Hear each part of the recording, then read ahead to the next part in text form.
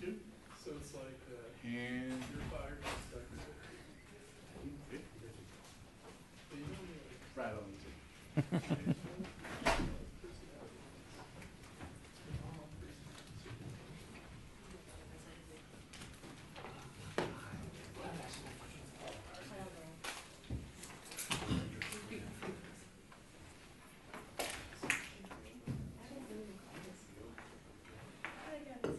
All right, quiet on the set.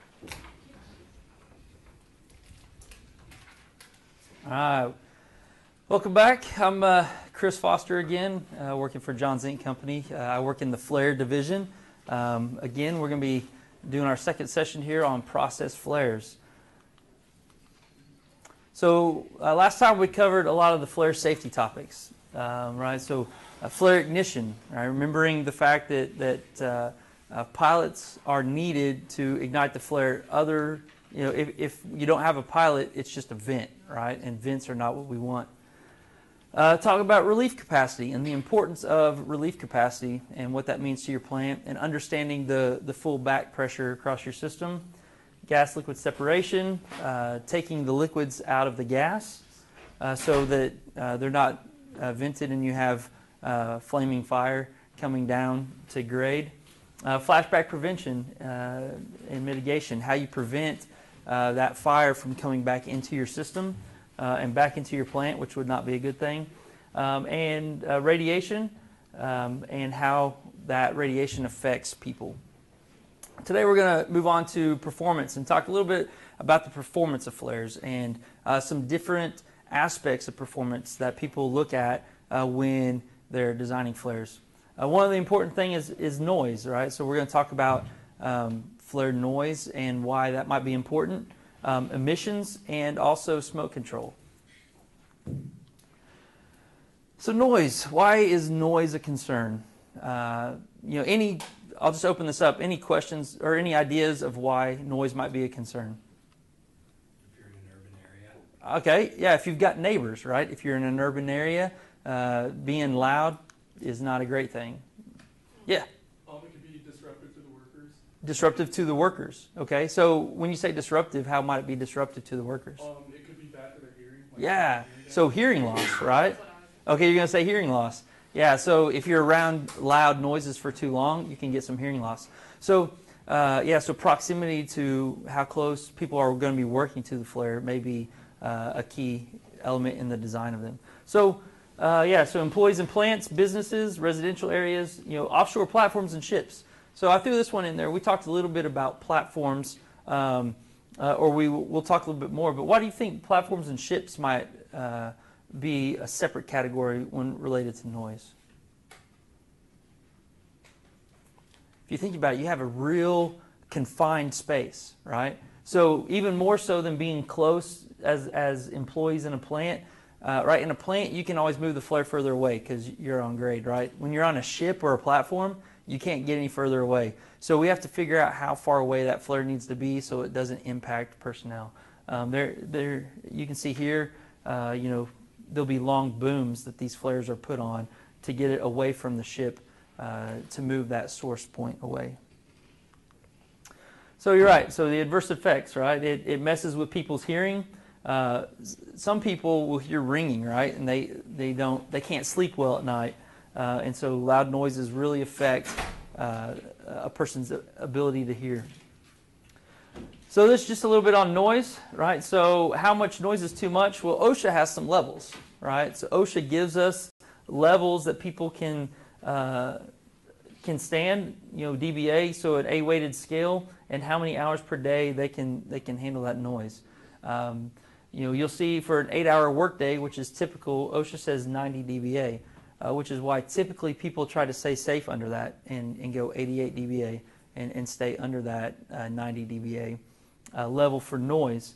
And so it's not a guess, right? OSHA has done a lot of testing and actually gives us guidelines as to what workers and personnel can be adhered to. Now, that's working conditions. When you guys mentioned your neighbors, right? How loud is too loud for a neighbor? Not very loud, yeah. Typically people have restrictions of of say 45 dBA, which is quieter than most ambient rooms, right, at their fence level. So yeah, thinking about how do you not impact your neighbors is key also. So what are the main sources of noise? So in a combustion system, you hear mostly combustion roar, right, which is really the heat release or the turbulence from heat release. A gas jet noise, which again is more turbulent flow. And then valve and piping noise. And fan noise is in there if you have an air blower. Now, to kind of give you an idea of what we mean by turbulence, right, the heat release and turbulence, if you think about it, these are two different flames, right? So this is a candle flame. How loud's a candle? It's not. You can't even hear it, right? It's because it's laminar flow, right?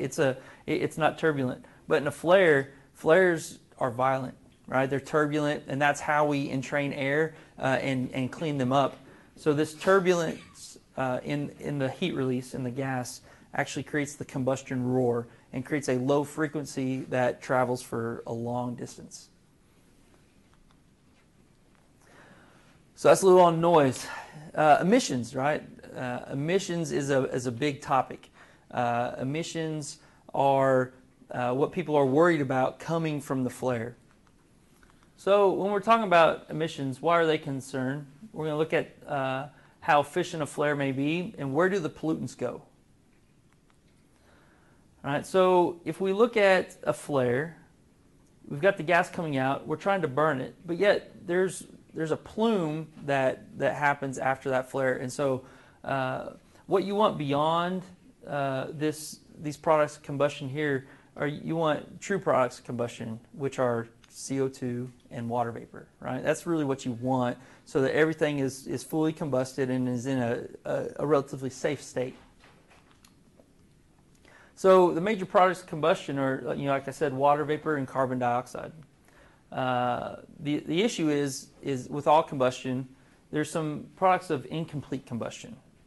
All right, so you're going to have some carbon monoxide, some unburned hydrocarbons, and some particulate or soot, right, your smoke. And this goes into how efficient a flare is. So other reactions, so you might get some NOx, or if you've got sulfur compounds in your waste stream, then it could produce some SOx. Those are some additional things, but they're not always necessarily present in your streams. So incomplete combustion. When we look at incomplete combustion, it's generally classified in two groups, right? We're looking at VOCs, volatile organic compounds, which are, and then methane, right? So a greenhouse gas. These are unburned hydrocarbons that are escaping from the fire, if you will, the flame above the flare as unburned or unchanged in chemical property.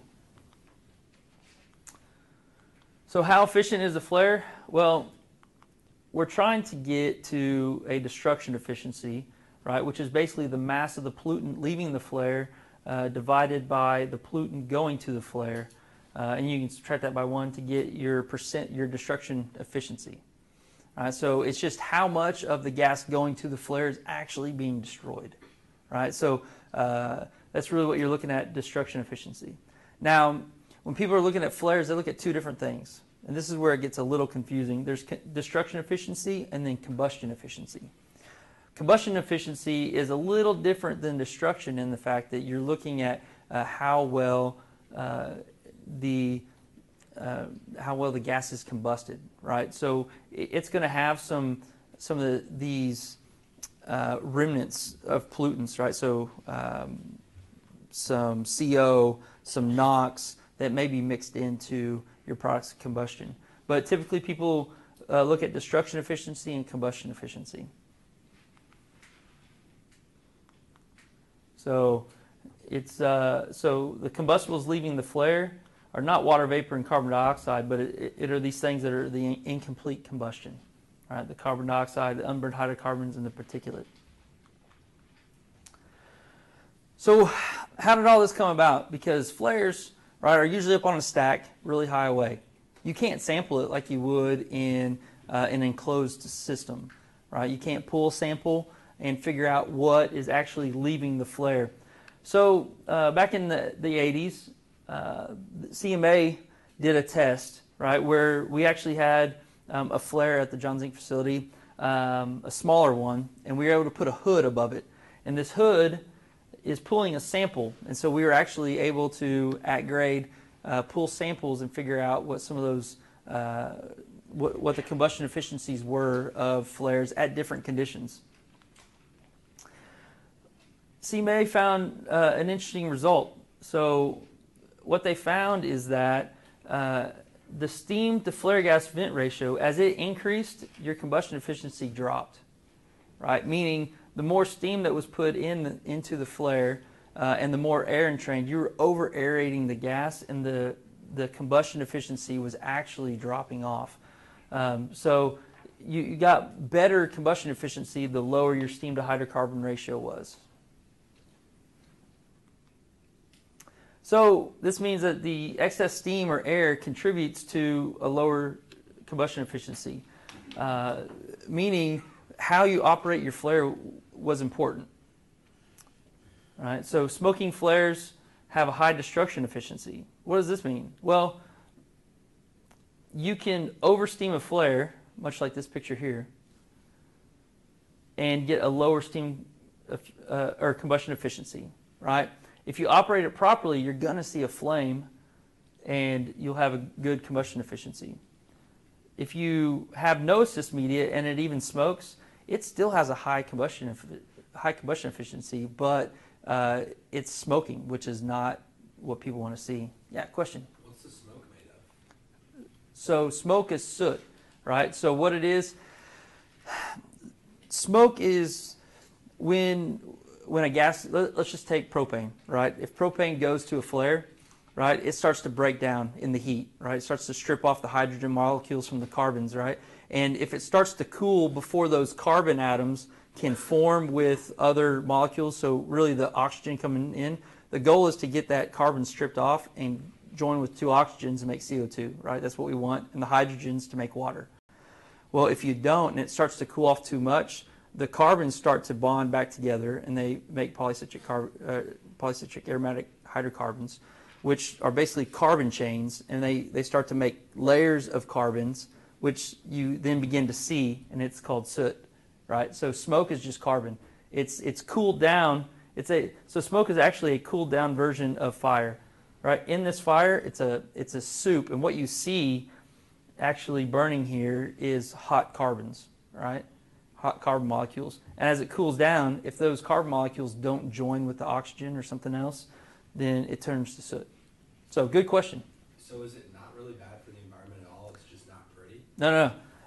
It's not. It's actually it's not great for the environment, and it's also not good for humans, right? Because if you've got smoke, there's always a chance that it gets to grade and you inhale it, and breathing in smoke is not also good for your health, right? So there's not just environmental reasons, but personal health reasons why you would rather have a flame not smoke than smoke.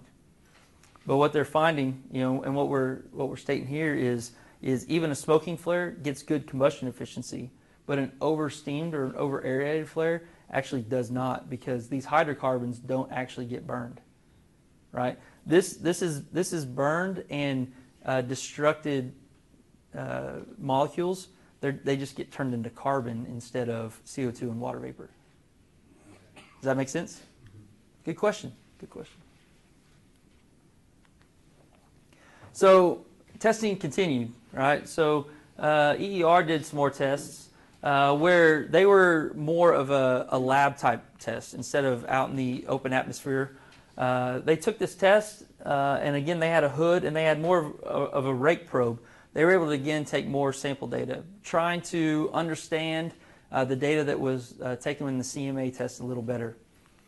Again, they found many of the same key findings, right? That combustion efficiency depends also on flame stability, right? So they added that in there, where when a flame was stable, it had good combustion efficiency. Where it was unstable, the combustion efficiency was bad. So the instability as they called it, like a dancing flame. Instability, what that really is there's unburned hydrocarbons coming out when it's dancing. So it led to worse combustion efficiency. And then, again, combustion efficiency decreased when something was over-steamed or over-aerated. They use steam in these instances, but this would be the same for air flares. If you put too much air to a gas stream, it could do the same. So the EPA got wind of all this, right? And they started saying, well, if we don't want pollutants to go to the atmosphere, what do we need to do? And they began to regulate emissions. So they put out some of their first regulations, right? So applying to flares is 40 CFR 60.18, which gives some guidelines on how flares should be operated. But yet what that did is people looked at how do you not smoke, right? So the first issue was how to get rid of smoke. And most people operated their flares and designed their flares for a max smokeless capacity. So they would have more flow to the flare that wouldn't smoke. And that's what it was designed for. But what they didn't realize or what they didn't think about was day-to-day rates, right? Normally your flare is not fully flaring. It's normally running at a purge rate or a smaller rate, right? And so running at those rates, people would just kick the steam on so there would be no flame, right? There was not enough education that that flame was a good thing. And so if you had neighbors, right, even a fire up on a stack meant, hey, something bad's going on. So they would put a lot of steam to it. I don't know if you've gone by many chemical plants and you've just seen a steam plume coming out the stack. It's typically meaning that the flare's out or not burning. So there's a lot of situations. If they had hydrocarbon going to that and all you saw was a steam plume, they're venting hydrocarbons instead of burning them. So the EPA continued to go on their quest, right? And they started these 114 requests, which are basically going to plants and saying, we need to know how you're operating your flares. And they started issuing consent decrees, going out and telling them, hey, you have to measure your gas flow, your steam flow, everything to your flares so that we can make sure that you're operating your flares correctly. And then there was the TCEQ test. So in 2010, the TCEQ did a test. So it's the Texas Environmental Quality did a test at our facility that looked at these low flow rates, right? And they again confirmed that over aeration and steaming vents a lot of hydrocarbon. So what they determined is that over steaming can put out a flare and reduce your combustion efficiency. So this was the test, right? Again, we had a flare at grade and another hood. This hood was a little more sophisticated than the hood back in the 80s. And they were able to pull samples and get a lot of data points along a wide range of flaring and also of steam rates, right? So over steaming, under steaming, or steaming just right. And they came up with this plot, right? And again, it's kind of flipped around from the other, but you can see that what they determined is instead of governing flares the way they used to, which was by the heating value of the gas coming to the flare, they came up with this net combustion zone heating value, which is the heating value of all the stuff above the flare, which is really what's important, right? So if the heating value above the flare is too low, right, so it's being over aerated, then it's not going to burn. So now they switched to looking above the flare instead of below the flare. So here's an example of what I'm talking about from the testing. So typically, this is what you saw people operating their flares, right? Steam coming out, and people were happy because there was no fire. Here, there's a little bit of a fire, but not a whole lot, still a lot of steam. Here, there's a flame coming off of that, and you don't see any steam. What you can see highlighted down below, right? You've got 20,000 pounds an hour in each one of these of flare gas, right? Resulting in and then different steam rates, right? So from these different steam rates, you can see that the steam to hydrocarbon ratio increases as we go through each one of these steam to hydrocarbon ratios, right? So vent gas, steam to hydrocarbon ratio. And as you increase, so this is actually a properly operated flare. This properly operated flare has 160 pounds of unburned hydrocarbon, right? Which is actually pretty good. It's a 99.2 DRE, right? So the destruction efficiency is pretty high. Even though there's some unburned, nothing's quite perfect, right? But you increase the steam to vent gas ratio from 0.29 to 0.54, and your destruction efficiency drops to 90. Well, at 90%, you have about 10 times as much hydrocarbon being released to the atmosphere. Where people have been operating their flares normally, you have a destruction efficiency of like 27. And this is just a steam vent gas ratio of 1, right? So the same amount of flow of steam as vent gas. It's about 100 times, nearly 100 times more than what a properly operated flare is. So this was just a good example of how operation of the flare is important, right? You have to know what you're sending to the flare and match that with the required amount of steam so that you can get good destruction efficiency. So again, the EPA came in and started making sure that people were compliant to it. With their 114 requests and their consent decrees, they were making people abide to measuring what was going to the flare and then measuring what they were sending to assist the burning of the flare, which led then to the latest regulations. The new RSR rules applied to refineries are the strictest EPA rules out there right now for emissions.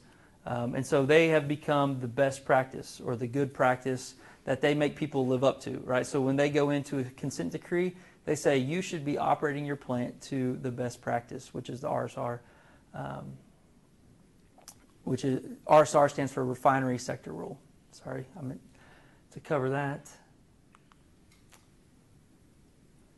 So just an example, right? The EPA claimed that a certain company was in violation, and they went in and they looked at the operation of their plant, and the operation of their plant ended up having, they had to pay a $15,000 per day fine, and they were fined $3.1 million in penalty because they were operating the way people always had, right? Steaming their flares so there was no fire at the top.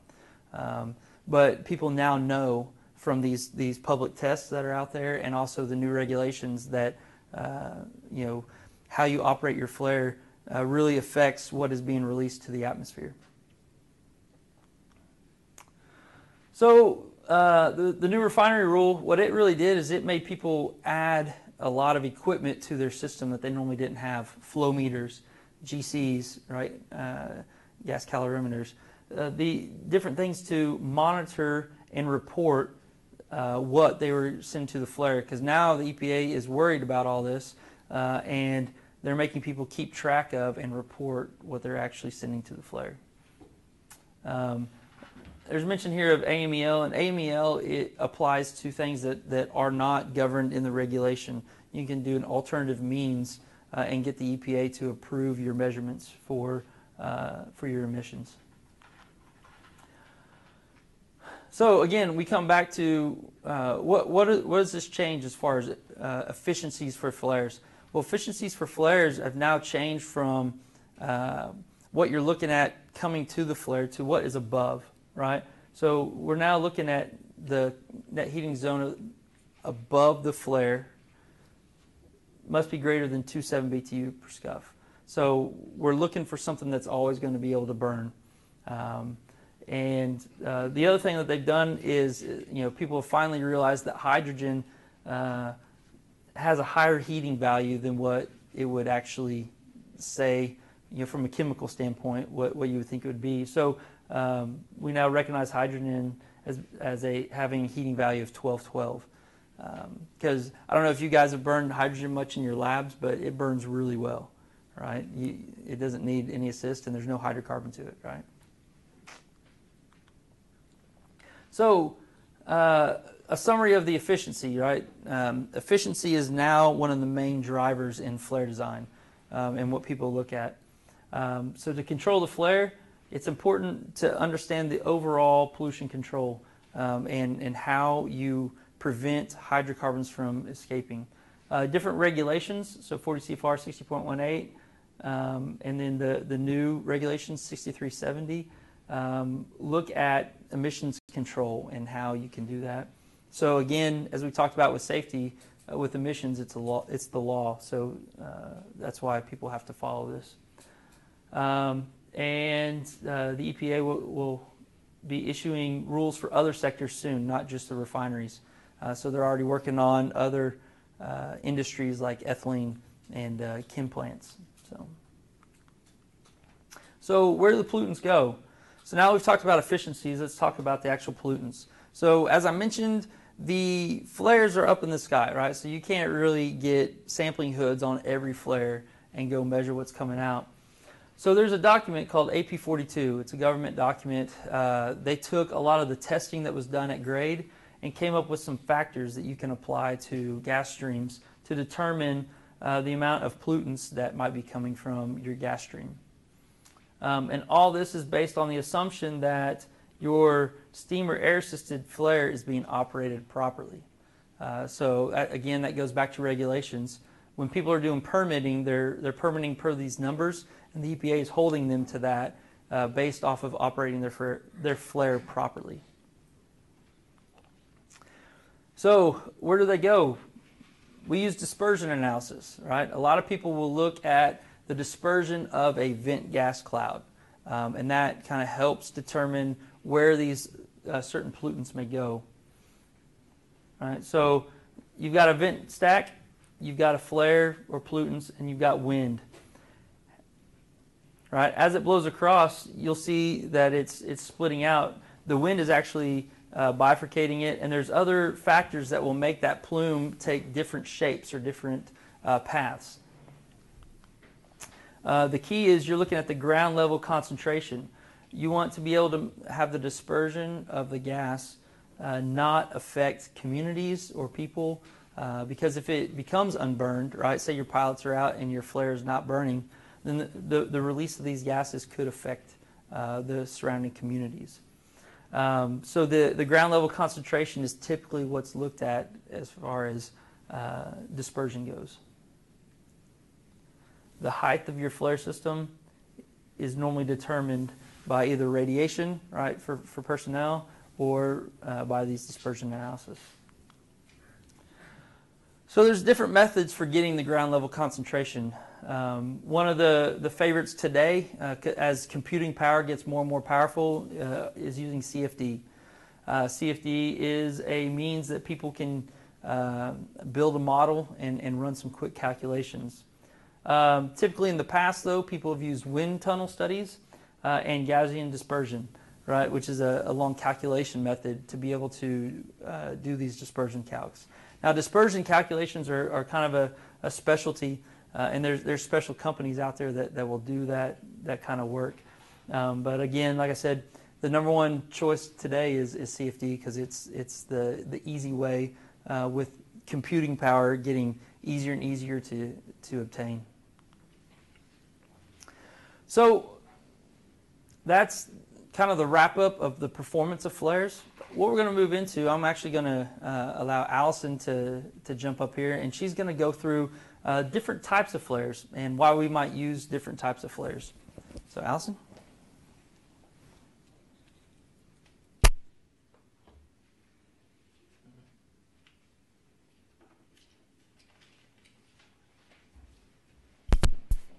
Okay. Oh, thanks. So, hi, I'm Allison. I've been working at John Zink for 5 years now as a project manager. So like Chris said, we're going to go over the different types of flare equipment that we sell. So when someone calls John Zink looking to purchase a flare, there's a few things that our application engineers are going to ask first off to make sure that we're providing the right type of equipment. So they're going to ask about their flare composition, their waste gas compositions, the maximum flow rate, gas pressure, and your smokeless capacity as well, what we're trying to burn and what smokeless capacity needs to be at. We're also going to ask about their emission limits at their particular location. as well as any kind of noise or radiation restrictions and site conditions. You know, if they're in a colder or warmer climate, that would affect the type of flare we provide, as well as the available utilities like purge gases or steam, or even we can use air as well. So our first type of flare is a utility flare tip. It's the most basic flare out there. It's also called a pipe flare. It's basically comprised of a body, could just be a pipe actually if it's a small enough diameter, or rolled and welded cylinders. It also has a windscreen, this yellow part up here. Here's our pilots, you know, our ignition source, and then also these flame retention tabs. The flame retention tabs could go all around the outside, or just the inside of the flare tip, sorry, or they could go just beneath the pilot. They have this nice S shape to them. You can all see that.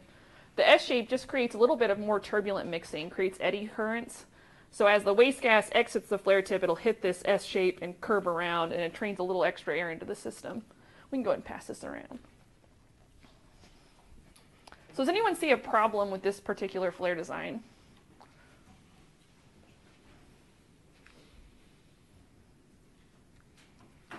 The main problem would be there's no way to control the flame. There's nothing, if it's going to smoke, it's going to smoke. There's no way we can really control it. And it's definitely limited on the capacity too. It's not going to, it's a pipe, it's not going to be able to expand or anything like that. It's just that opening. So the main problems with this particular design, and all flare designs actually, is we experience something called flame pull down and internal burning. We'll talk about flame pull down first. So this is looking onto the side of the flare tip. So as the wind comes across, it creates a low pressure zone on the backside. And as that tip diameter increases, the size of that low pressure zone also increases, which makes the flame want to sit on the side of the flare tip and burn up the flare tip. So we use our windshield. So the wind is still coming across, there's still that low pressure zone, but the windshield will break up that low pressure zone a little bit. And it also acts as a sacrificial piece, so it protects the body a little bit. It's a little easier to replace than the whole flare tip if we need to. Here's a few different types of windshields. The upper left here, that's for like a horizontal pit flare. It's a solid windscreen. Horizontal flares usually mean there's some kind of liquid in there, which is not necessarily a good thing. But pit flares, you know, we know that's going to be the case. That's why we have them horizontal over a pit. This ski type here, I'm sorry, this is the ski type at the bottom. These are usually not quite as common. The perforated plate in the upper right-hand corner is our more common windscreen. Internal burning is our next problem. So this is looking onto the side of the flare tip again. As the wind comes across, our purge gas might be too low, which causes the flame to burn inside the flare tip, which is dangerous because you don't necessarily see that right away at your plant. It could heat up red hot, and then you might be able to see it, but most of the time it's pretty high up, difficult to tell. So a way to combat that, other than turning up your purge gas, would be to add a center steam line. So the center steam line can assist the purge gas as the air comes down. It doesn't get into your flare tip, which prevents internal burning. Which that leads us to our next type of flare tip design, which are steam flares. So the way steam flares work, this particular design, we've added this upper steam manifold here. So it's like a utility flare tip, and now it's got this steam assist. So the steam manifold has these spiders, which each of the spiders have little drillings in them. So we can modify these drillings depending on how much steam is available or what kind of pressure we want the steam to have. And they're positioned around here to sort of protects the body. You know, it combats that flame pull down because it helps the flame to sit up nice and pretty. But they also entrain air into the system as well, which is because you think, you know, oh, you're shooting water into your flare tip. That's not necessarily a good thing, but it's entraining air into it, which makes it more combustible. Go ahead and pass this around. Now the problem we start to have with these flare tips is the gas in the middle. As our capacity, you know, if we need a higher capacity, trying to burn more, our flare tip diameter needs to increase, which means some of this is trying to escape out the middle and maybe not mixing well with the steam ring. So what we do here is we've modified the design to increase our perimeter to area ratio, meaning that we're giving more opportunity for the waste gas to mix with the steam. So this is our first generation steam flare. It has that upper steam manifold only. And then here's our next generation, which has the upper steam, and then it also has this lower steam manifold. Now the lower steam manifold is shooting a steam-air mixture into these tubes. The tubes are bent, and they penetrate through the body. They're welded to the body there, and they come out the top here and mix with the waste gas right as it leaves the flare tip. So here's a picture of one that's had some service, or seen a lot of life for sure, but it actually looks pretty good. Like, it's been operated really well. It's definitely burnt up, but it's not warped. It looks like all the spiders are still installed okay. Might need to replace the pilots. But see, our steam air tubes, so it's called an SA style, which stands for steam air.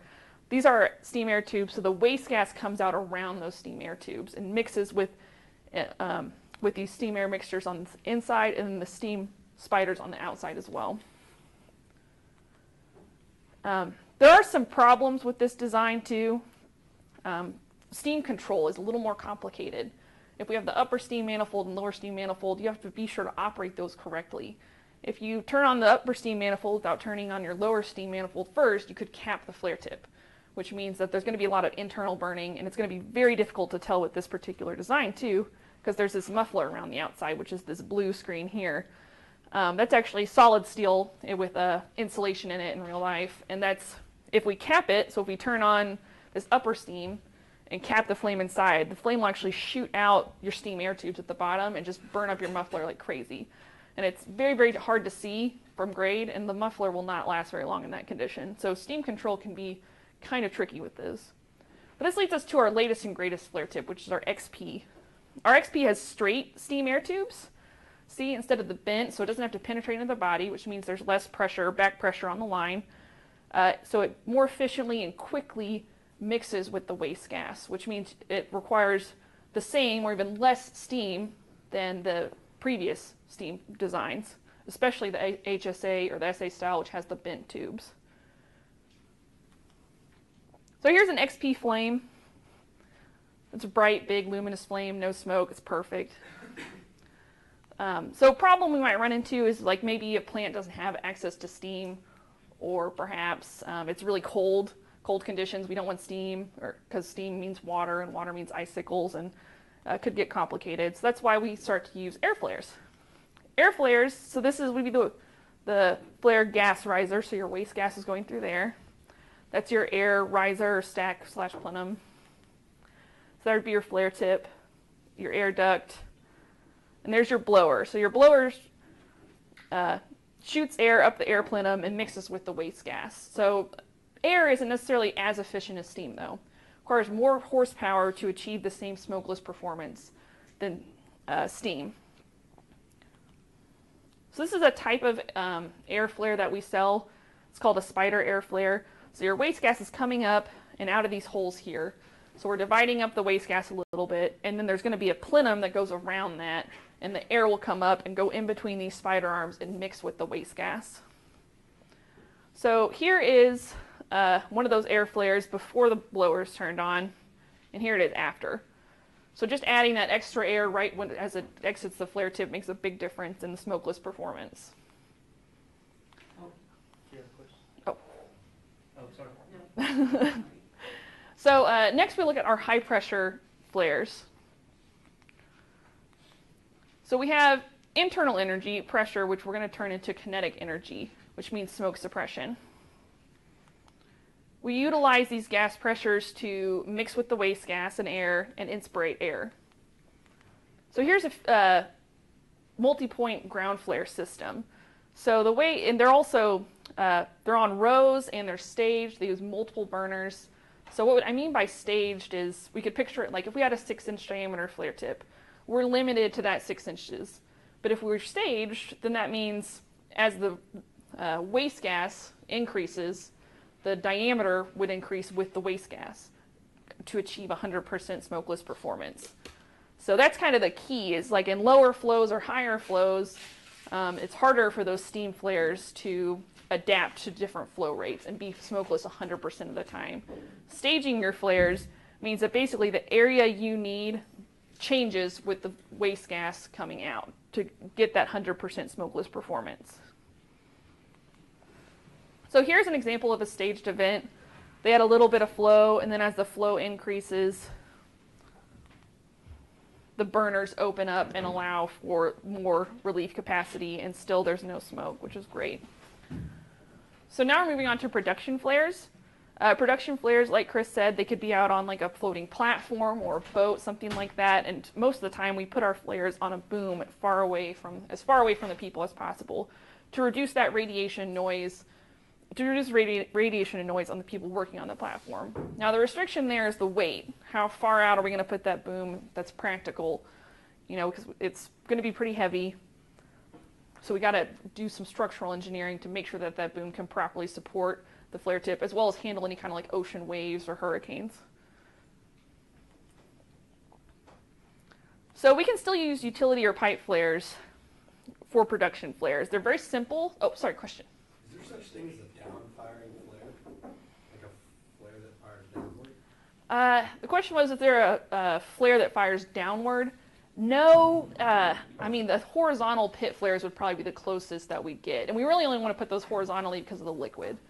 Now, vertical flares, or the ones out on the boom like that, should not necessarily have any liquid in them.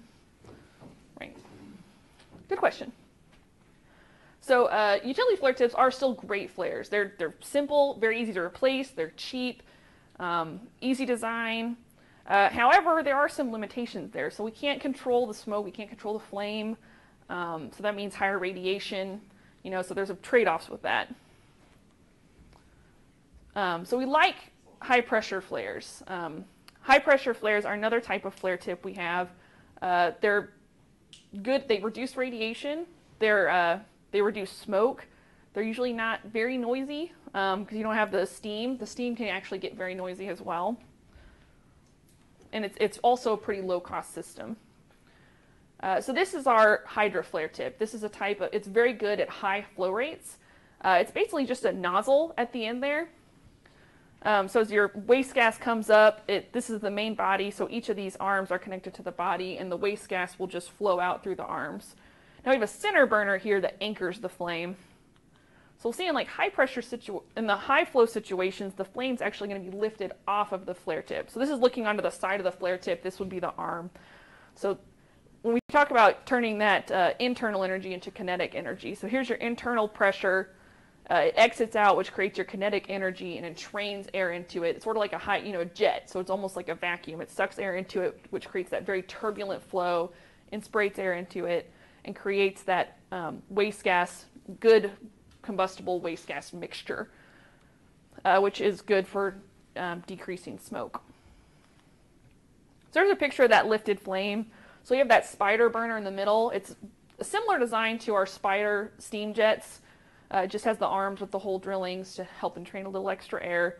But you can see the flame is actually lifted off of the flare tip. This is really good to see, because if it's a lazy flame, it's going to burn up your flare tip, burn up your equipment more, and add a lot more radiation at grade. So this is another type of pressure flare. This is we call them our Coanda flares. You see this tulip bowl here. We call it a tulip because it's kind of shaped like a tulip. But the way it works is it sets on a pipe, and the tulip bowl sets in the pipe, and it seals the pipe up there. And they have, we use washers. This one's actually a rather large one, but we use washers, like kind of Belleville washers, to create almost like a spaceship shape.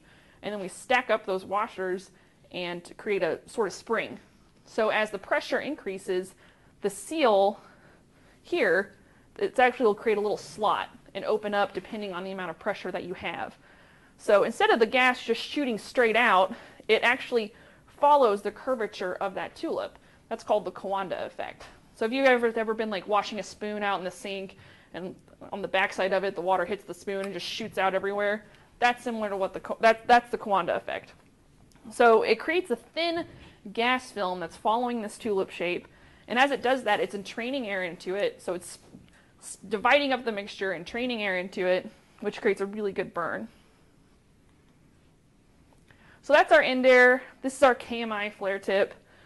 So it's just basically a bunch of those little tulip bowls on different arms.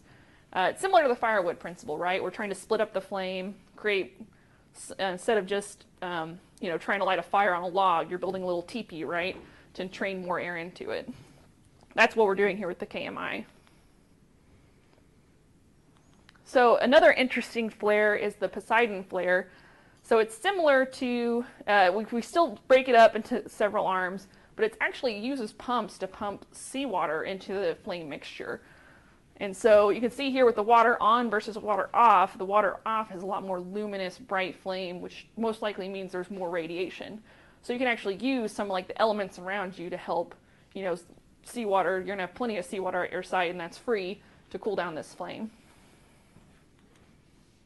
Okay, that's it. Any questions for Chris or I?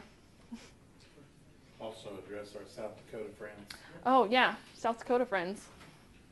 Any questions?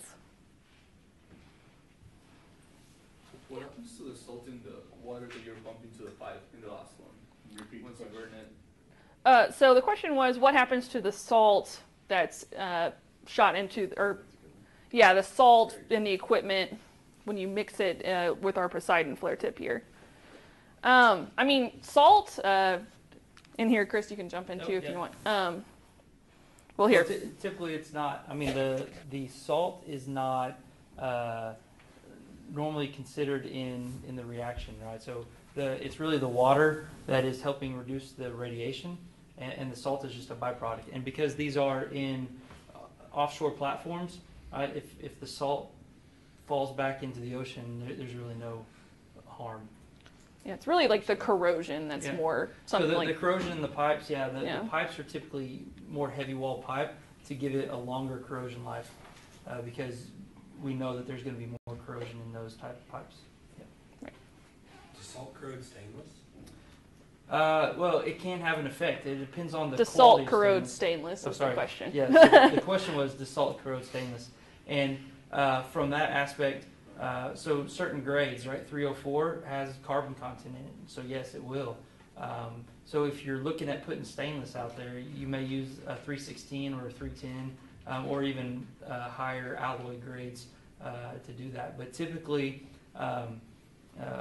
due to maintenance periods and whatnot, a water line would still be a carbon steel many times. Yeah, stainless is still susceptible to corrosion too. I mean, especially if it's been tainted with some kind of carbon steel in the process. Oh, question. The pipe is a little bit bended in the flare because they don't look like a vertical, but a little bit. Oh, the angle of the, yeah. So yeah, this one is definitely angled out. Repeat Oh, the question for him. right. The question was, is this? It looks like this flare tip is at an angle. It is. These Poseidon flare tips are typically installed out on like floating platforms or near the ocean. And so because of that, we're trying to angle it as far away from the people down on the platform of the boat.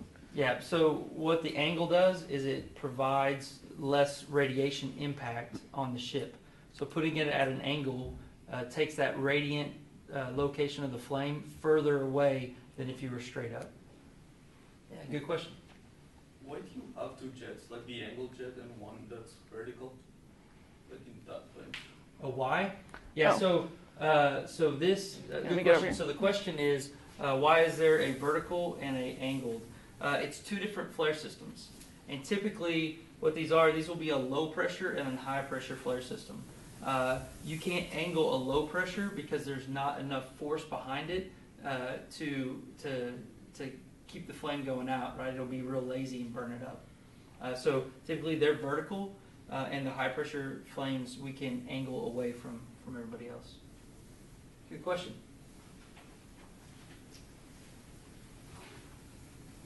And anybody in North Dakota?